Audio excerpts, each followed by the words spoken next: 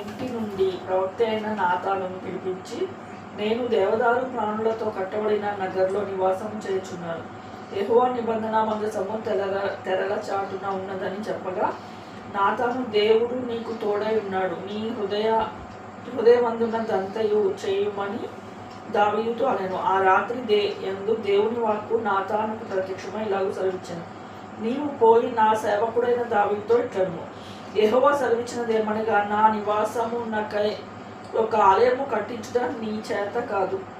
ఇశ్రాయేలును రప్పించిన నాటి నుండి నేటి వరకు నేను ఒక ఇంటిని నివాసము చేయక ఒకనొక గుడారములలో ఒకనొక డేరాలోను నివాసము చేసి తిని, నేను ఇశ్రాయేలు అందరి మధ్యను సంచరించిన కాలమంతయు మీరు నా కొరకు దేవదారు మ్రాణులతో ఆలయము కట్టకుంటిరేమి అని జనమును మేపవలసినదని నేను ఆజ్ఞాపించిన ఇశ్రాయేలు న్యాయాధిపతులలో ఎవరితోనైనను నేను ఒక మాటను పలికి ఉంటున్నా. కావున నీవు నా సేవకుడైన దావీదుతో చెప్పవలసినదేమనగా, సైన్యములకు అధిపతియగు యెహోవా ఈ ప్రకారం సెలవిచ్చున్నాడు, నీవు నా జనులనైన ఇశ్రాయేలు మీద అధిపతి అయి ఉండునట్లు గొర్రెల వెంబడి తిరుగుచున్న నిన్ను గొర్రెల దొడ్డి నుండి తీసుకొని నీవు వెళ్ళిన చోటనెల్లా నీకు తోడుగా ఉండి నిన్ను ద్వేషించిన వారిని నీ ముందర నిలువనీయక నిర్మూలము చేసి తిని, లోకములోని కనులకు కలిగి ఉన్న పేరు వంటి పేరు నీకు కలుగ చేయుదును. మరియు నేను నా జనులనైన ఇశ్రాయేలు కొరకు ఒక స్థలం ఏర్పరిచి వారిని నాటుదును. వారు మరి తిరుగులాడగా తమ స్థానమందు కాపురముందురు. పూర్వమందు జరుగునట్లు నా దేవుడైన ఇశ్రాయేళ్ల మీద నేను న్యాయాధిపతులను నిర్ణయించిన కాలం మొదలుకొని జరుగుచూ వచ్చినట్లు దుష్టులు వారిని ఇక శ్రమ పెట్టకుదురు.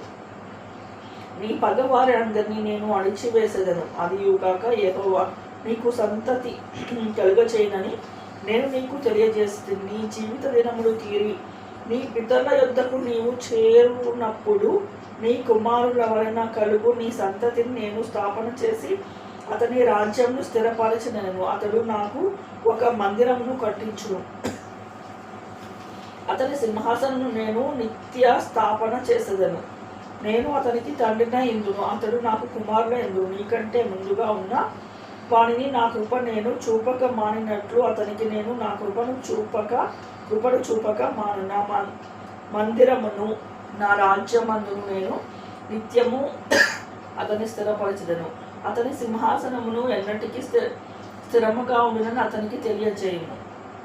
నాతాను తనకు ప్రత్యక్షమైన దానిని బట్టి ఈ మాటలన్నిటిని దావీదుకు తెలియచేయక, రాజైన దావీదు వచ్చి యెహోవా సన్నిధిని కూర్చుండి ఇలాగూ మనవి చేసెను, దేవా యెహోవా, నీవు నన్ను ఇంత హెచ్చులోనికి తెచ్చుటకు నేను ఎంతటి వాడు?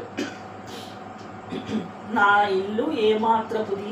దేవా, ఇది నీ దృష్టికి స్వల్ప విషయమే. దేవా యెహోవా, నీవు రాబోయే బహుకాలము వరకు నీ సేవకుని సంతతిని గూర్చి సెలవిచ్చి మనుష్యుడు మాట్లాడినట్లు దయ పాలించి నీతో మాట్లాడి నా సంతతి ఘనత చెందునని మాట ఇచ్చి ఉన్నావు. నీ దాసుడను నాకు కలుగబోవు ఘనతను గూర్చి దావీదును, నీ దాసుడనైన నేను నీతో మరి ఏమని మనవి చేసేదను? నీవు నా దాసుని ఎరుగుదువు.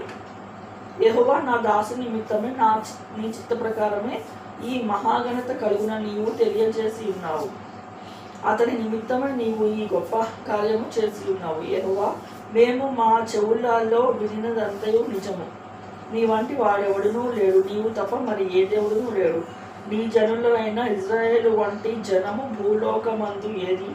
ఐగుప్తులో నుండి నీవు విమోచించిన నీ జనుల ఎదుట నిలువనీయక నీవు అనేక జనములను తోలివేసినందువలన నీవు మహాభయంకరమైన పేరు తెచ్చుకుంటివి. వారు నీ సొంత జనులగునట్లు వారిని విమోచించుటకై దేవుడనైన నీవు బయలుదేరితివి. నీ జనులైన ఇశ్రాయేలీయులు నిత్యము నీకు కలుగునట్లు నీవు అలాగున చేసితివి. యెహోవానైన నీవు వారికి దేవుడవై ఉన్నావు. యెహోవా ఇప్పుడు నీ దాసుని గూర్చియు అతని సంతతిని గూర్చియు నీవు సెలవిచ్చిన మాట నిత్యము స్థిరపడును గాక. ఇశ్రాయేలైన దేవుడైన సైన్యములకు అధిపతియగు యెహోవా ఇజ్రాయేలుకు దేవుడై ఉన్నాడని నీ పేరు ఎన్నటికి ఘనపరచునట్లు నీవు సెలవిచ్చిన మాట నిశ్చయముగా స్థిరపరచును గాక. మరియు నీ దాసుడైన దావీదు సంతతి నీ ఎదుట స్థిరపరచబడును గాక. దేవా, నీవు సంతతి కలుగచేసేదవని నీ దాసునికి నీవు తెలియజేసి ఉన్నావు కనుక నీ సన్నిధిని విన్నపం చేయుటకు నీ దాసునికి మనోధైర్యము కలిగిన యెహోవా, నీవు దేవుడవై ఉండి నీ దాసునికి మేలు దయచేసేదవని సెలవిచ్చి ఉన్నావు. ఇప్పుడు నీ దాసుని సంతతి నిత్యము నీ సన్నిధిని ఉండినట్లుగా దానిని ఆశీర్వదింప అనుగ్రహించి ఉన్నావు.